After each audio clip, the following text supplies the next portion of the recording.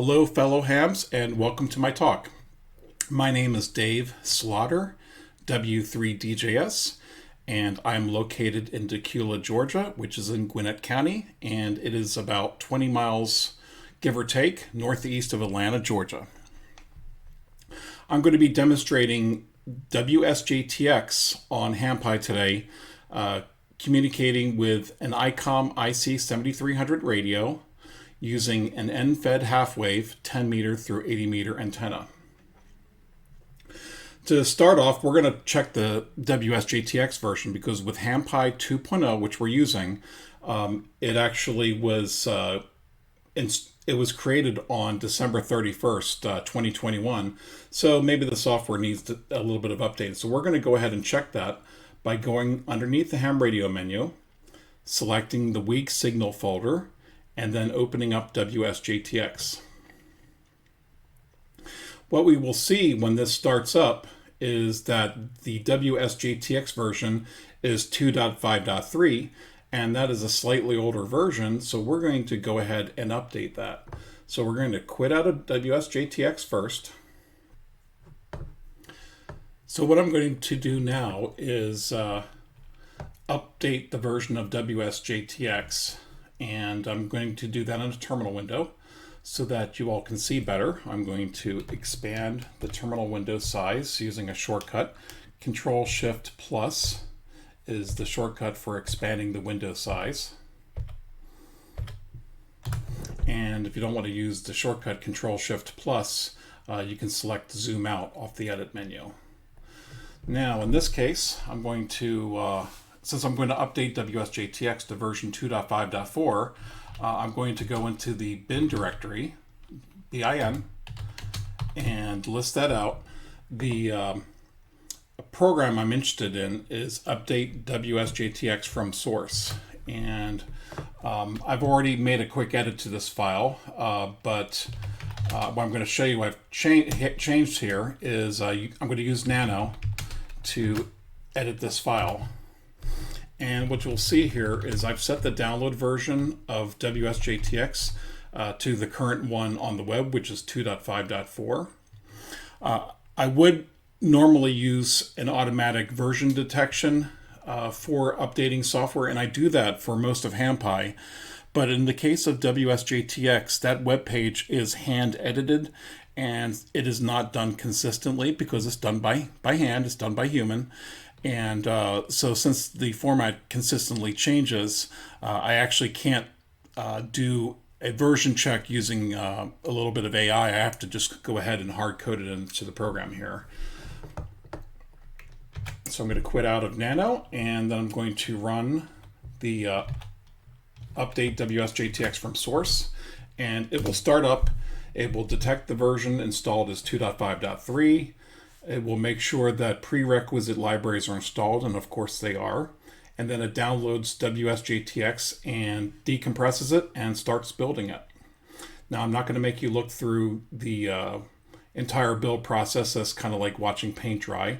So I will go ahead and speed up this part of the video.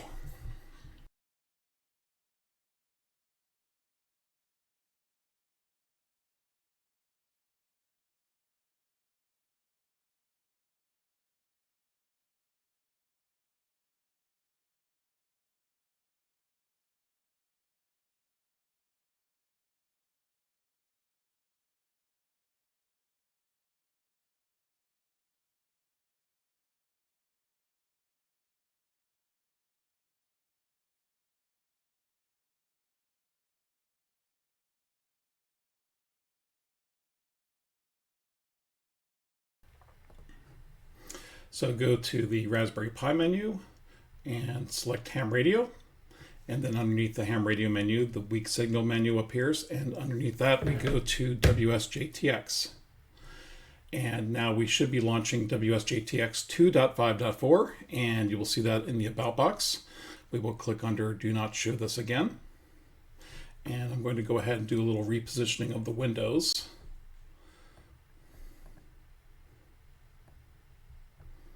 What I want to do is have the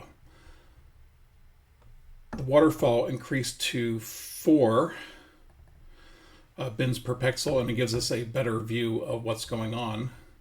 And now I'm going to configure WSJT-X to work with the ICOM IC7300 radio. The first thing I'm going to do is select the mode. I'm going to change it from JT9 to FT8. And then I'm going to go underneath File and select the Settings dialog. The first thing I'm going to do is put in my call sign, which is Whiskey 3 Delta Juliet Sierra, and my grid square is Echo Mike 83. And I'm going to go ahead and set a couple little config options here that I prefer to use.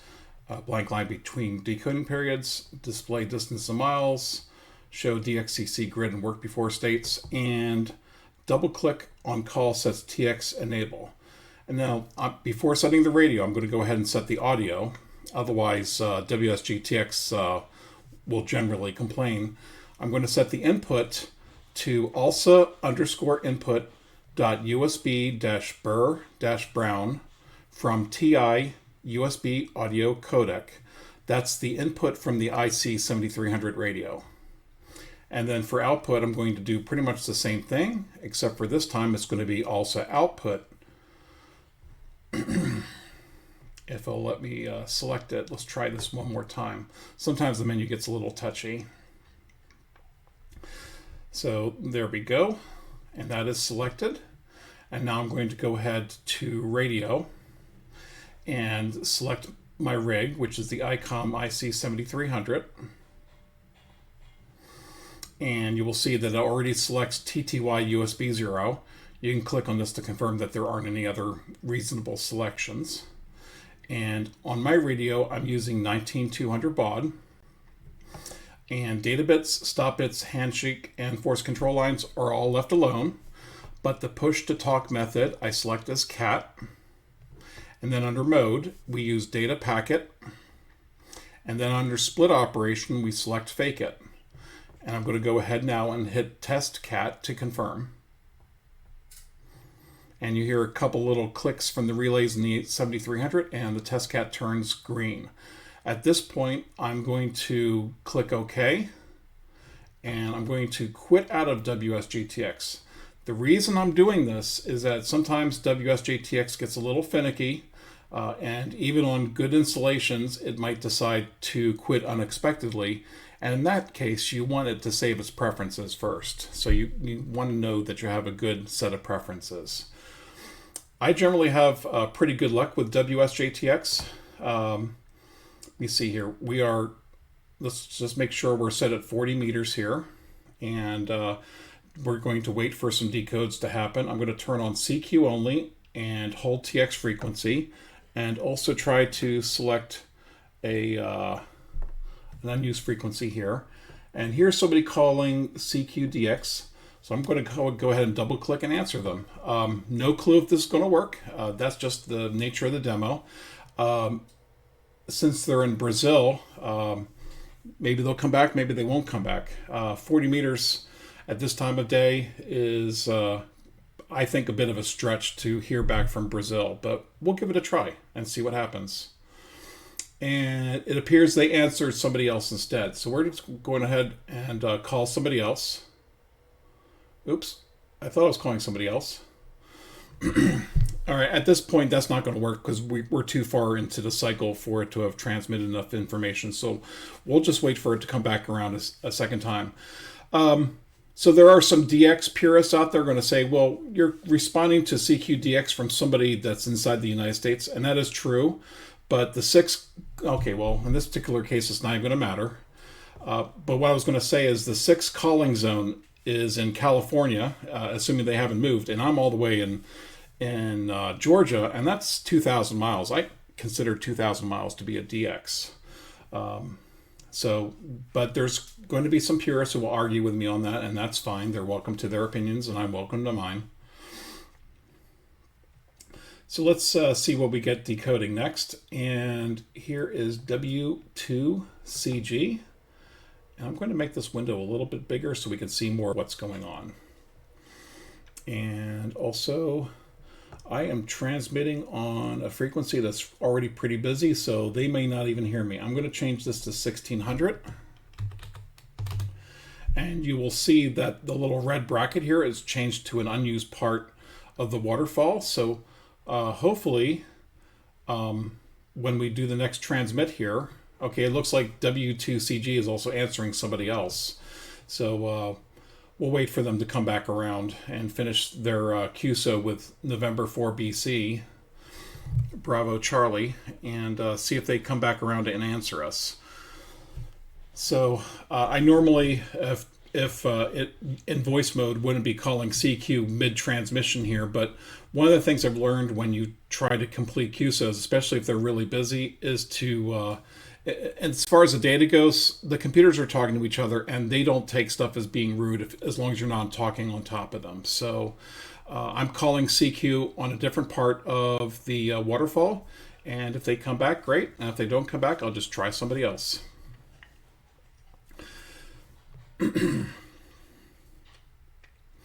Now, while we're doing this, there's another application that ties into WSJT-X. Oh, and we see they have answered back with saying that we're -15 under the noise floor, and we're answering back saying they're 13 over the noise floor. So there's another helper application that works with WSJTX. So if you go under the ham radio weak signal menu, you'll see a program called Grid Tracker. Grid Tracker knows how to communicate with WSJTX, and it's a nice little companion utility. So I'm going to go ahead and start that up. And I'm going to start it up in the background here. As you'll see, we got a Roger 73 from W2CG, and we're completing the QSO with a nice little 73. Normally I like to log this, and let me see. And in this case, I'm just going to go ahead and click OK, and this gets saved to the log. I'm going to let WSJTX continue to answer other people while I go over here to Grid Tracker and close the update window. If it will let me. Okay. And as you will see, WSJTX is telling Grid Tracker that we're currently transmitting, and then it says, okay, now we're decoding. It's a little bit slow because it just started up, but give it a second. And what we will see with Grid Tracker is as soon as we start transmitting again, and we do have a little bit of a delay here, you can see our little red dot here on the southeastern US. I'm going to zoom in.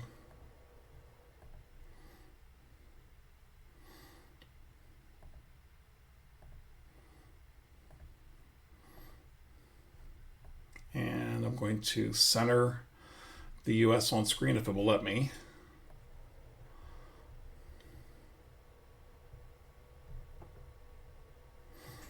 Oh.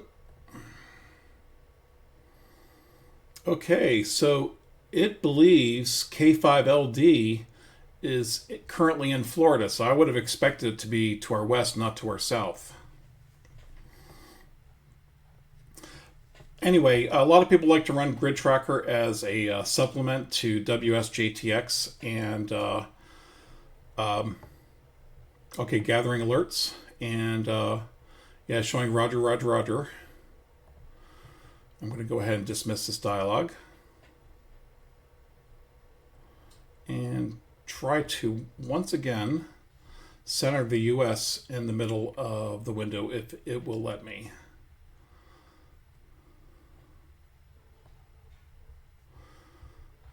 Sometimes you have to have a little bit of patience with Grid Tracker.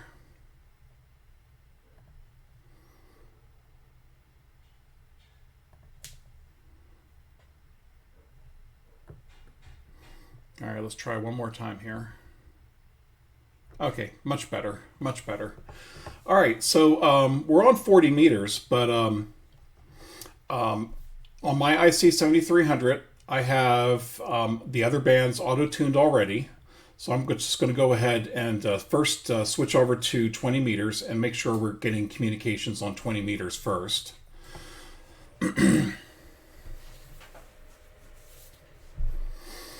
So even though I changed bands, I don't have to go resetting.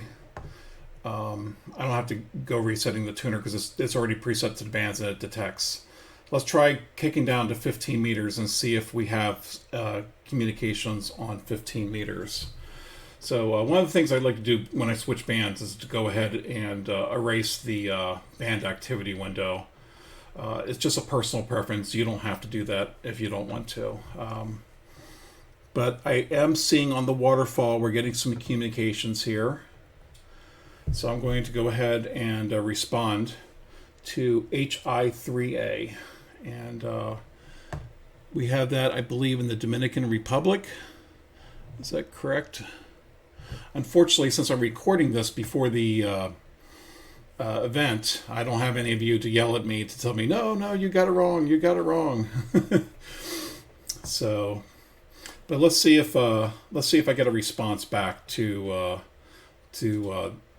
this call, and I am getting a response back. So WSJTX is responding with R plus 01, so just barely above the noise floor. And we're getting new alerts from Grid Tracker right here. Next thing I want to try after this is continue seeing how many other bands are open. But if 15 meter is showing me just this little bit, it may be a little bit more difficult. I'm going to go ahead and make sure I log this QSO here. There is actually a setting you can go to in WSJTX to automatically log the QSOs. If you go to reporting, there is prompt me to log QSO, and of course I like to put an operator call even though the station is already set to W3DJS.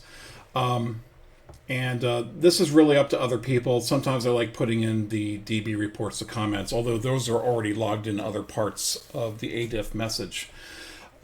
If you want to help contribute to some of the online services, such as PSK Reporter, you can enable PSK reporter spotting, and it will report all the spots that you see via WSJTX to the internet service. And I'm going to go ahead under colors. I'm going to select one of the things I normally do, and I didn't do it at the beginning of the demo, is I normally turn on a few of these that are turned off. These are new grids on band. I leave new call. I set new call and new call on band, but I leave logbook of the world user turned off because I'm not interested in that specifically. And then I click rescan ADIF log, which when we have 2 entries in, it's going to be almost immediate. And then another thing you can do is pick up the logbook of the world user activity by clicking fetch now. But if I'm not really tracking that, it's kind of pointless for me to go ahead and set that. So since we are getting pretty good calls on 15 meters, let's try to see if we can go all the way down to 10 meters.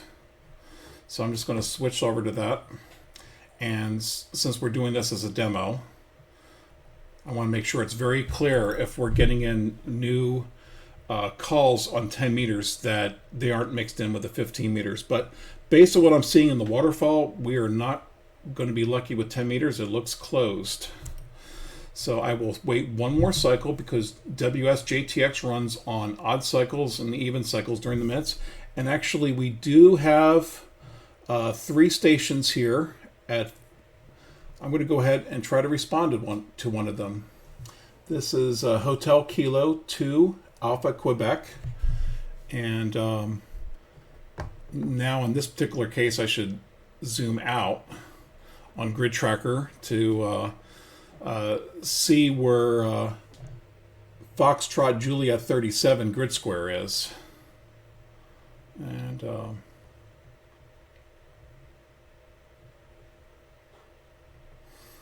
okay, they're answering another station right now.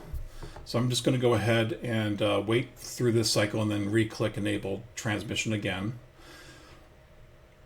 One of the things I don't understand about WSJTX is why sometimes it turns off the enable transmit. I mean, it does it only when the other station is talking, but it doesn't do it all the time, and I don't know why. So there is a very wonderful manual for WSJTX. And I've answered lots of questions in the manual over the years by reading it, but this is not a question I've ever seen the answer to. Okay, so if I'm reading this map right, it looks like FJ37 is in Colombia, according to Grid Tracker. So let's see if we can't make this QSO to Colombia.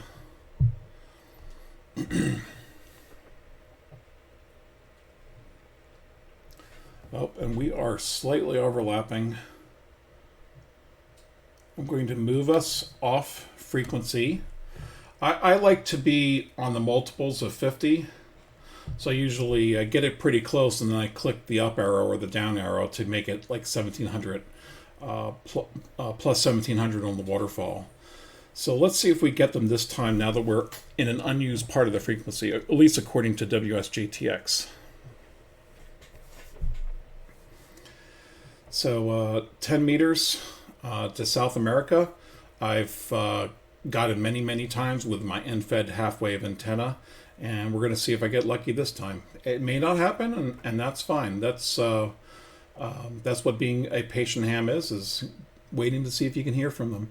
And in this particular case, they answered Kilo 4 Echo Echo Oscar. So even though we're trying to call CQ again, they're in the middle of the QSO, so I'm not expecting very much. But we will be nice and ready when they complete this QSO to catch them on the next cycle. But that is promising. If they're answering a 4 call sign, the 4 call sign is near us. Yes, I'm using a 3 call sign in Georgia. I'm originally from Philadelphia, Pennsylvania. And I used the 3 call sign to honor my roots. Again, I know there's purists that say don't use the 3 call sign when you're in a 4 calling area. And again, I understand your opinions, and I respect it, and I want to respect my opinion too. So let's see if I get lucky this time around. And it looks like they've disappeared. Looks like we've lost them. Since we have so little going on, I'm going to actually turn off the CQ only, and we're going to see what other stations are on here that are not calling CQ. I normally turn that off when there's a lot of different messages on the band. But in this particular case, we have so few stations. So yeah, we see. It looks like it. Looks like we have a couple of local stations and a couple of foreign stations on 10 meters. But I believe we've lost HK2AQ, so I'm going to go ahead and turn off the enable TX. But I will wait one more cycle to make sure they don't come back, because that would be rude if I called for them and then they come back and I don't answer. So there is an etiquette to this. And no, I am not hearing them. So what I'm going to do is change to one last, I'm going to change back to 12 meters and see if I can't hear anybody on 12 meters. So I switched mid-cycle here, so I'm going to have to wait a whole nother cycle to see if I'm getting stations on 12 meters.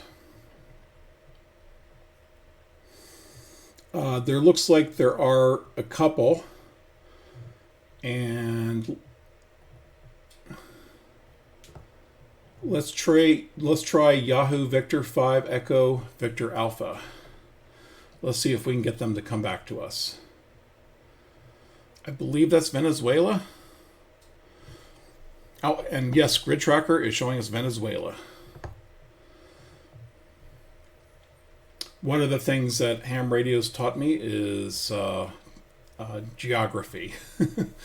So, and I got an answer back. So here we go.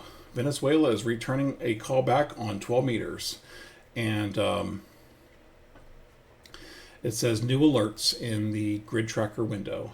So they're saying I'm 8 under the noise floor, and I'm telling them they're right at the noise floor. So let's see if we get an RRR or an RR73. Oh, no, they didn't hear our last message, so they're repeating. And that's another thing, is just to be patient. You know, sometimes the conditions flicker a little bit, and you just have to give it a little patience. I've seen a lot of stations, they give up after 3 tries, and that's fine. They're welcome to do that. I've seen other stations hang on for 5 minutes, which is a lot more than 3 tries. So it really depends on what the mood of the operator is, plus if they really want your area. And that is the 3rd try there, so we're responding back. Hopefully they hear us this time. Now I could go try finagling the power on the radio, but I'm at I believe I'm at 50 watts right now, and I'm just going to leave it at 50 watts. And if they can hear me at this, great. If they don't, then that's just too bad. So, but let's see if they hear us.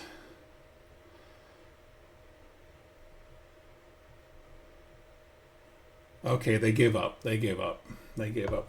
Let's try W7OK.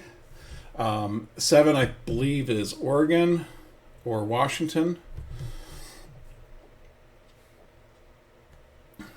And see if I can't get this station on 12 meters.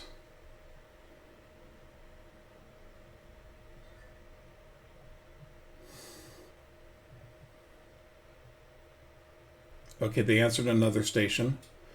So let's, I believe this Brazil station here, Papa Yankee 2, India, Quebec, and Grid Square, Golf 66.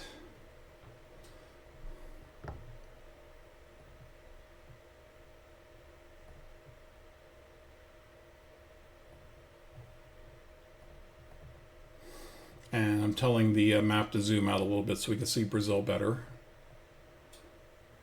And they are not hearing us, and I don't see them, so I'm switching over to another station.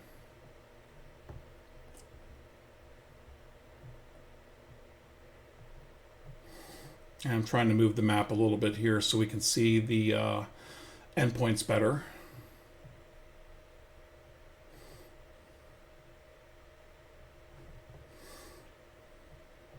I normally do. Okay, I got an answer back from Papa Yankee 2, India, Quebec. So, and we got the new alerts dialog from Grid Tracker. By the way, the Raspberry Pi 4 has is an ARM7 processor with 4 cores. WSJTX uses 1 or 2 cores. Grid Tracker probably uses another core as well as the operating system, but there is still CPU bandwidth available, so you can run other programs at the same time. You aren't limited to just these 2 programs if you want. That would be another demo that I would show to show how much horsepower the Raspberry Pi 4B has as far as being able to run applications simultaneously. It's actually quite impressive. So, I think they gave up right away when they couldn't hear me. So I'm going to try W7OK again and see if they can hear me all the way up there. Is it Oregon or Washington? I can't really tell by how small the map is. It looks like it's on the border of the 2 states.